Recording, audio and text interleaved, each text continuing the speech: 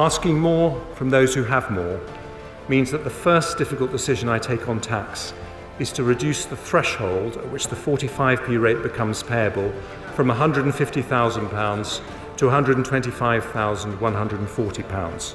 Those earning £150,000 or more will pay just over £1,200 more in tax every year.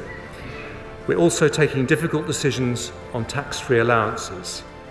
I'm maintaining at current levels the income tax personal allowance, higher rate threshold, main national insurance thresholds and the inheritance tax thresholds for a further 2 years, taking us to April 2028. Smart countries build. But, Mr. Speaker, credibility cannot be taken for granted. And yesterday's inflation figures show we must continue a relentless fight to bring it down, including a rock-solid commitment to rebuild our public finances. Richard Hughes and his team at the OBR today lay out starkly the impact of global headwinds on the UK economy, and I'm enormously grateful to him and his team for their thorough work. The OBR forecast the UK's inflation rate to be 9.1% this year and 7.4% next year. They confirm that our actions today help inflation to fall sharply from the middle of next year. They also judge that the UK, like other countries, is now in recession. Overall this year, the economy is still forecast to grow by 4.2%. GDP then falls in 2023 by 1.4%, before rising by 1.3%, 2.6% and 2.7% in the following 3 years.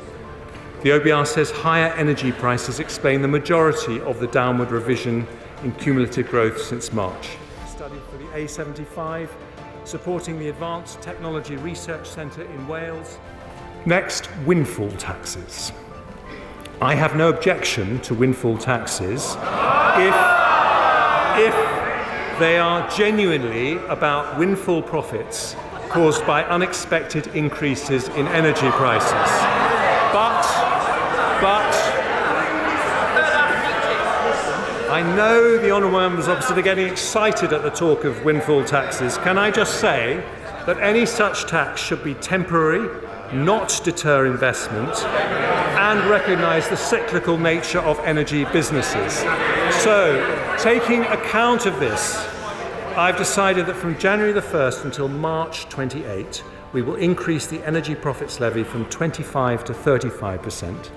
The structure of our energy market also creates windfall profits for low-carbon electricity generation.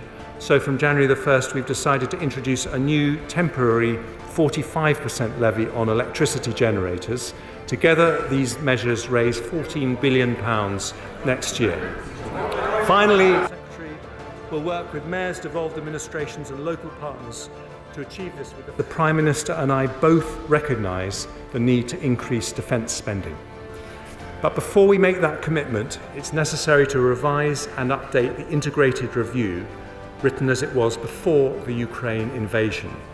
And I've asked for that vital work to be completed ahead of the next budget and to today confirm we will continue to maintain the defence budget at least 2% of GDP to be consistent with our NATO commitment. Another important international commitment is to overseas aid. The OBR's forecasts show a significant shock to public finances, so it won't be possible to return to the 0.7% target until the fiscal situation allows. Mr. Speaker, the service we depend on more than any other. From April, we'll continue the energy price guarantee for a further 12 months at a higher level of £3,000 per year for the average household.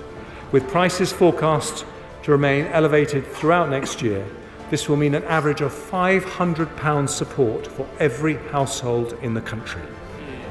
At the same time, for the most vulnerable, we'll introduce additional cost of living payments next year of £900 to households on means-tested benefits, £300 to pensioner households, and £150 for individuals on disability benefit.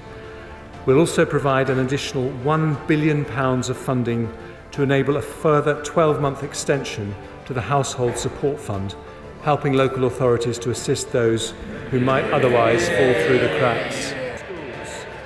Our message to heads and teachers and classroom assistants is thank you. It shows that you don't need to choose either a strong economy or good public services. With Conservatives, and only with Conservatives, you get both. And I commend this statement to the House.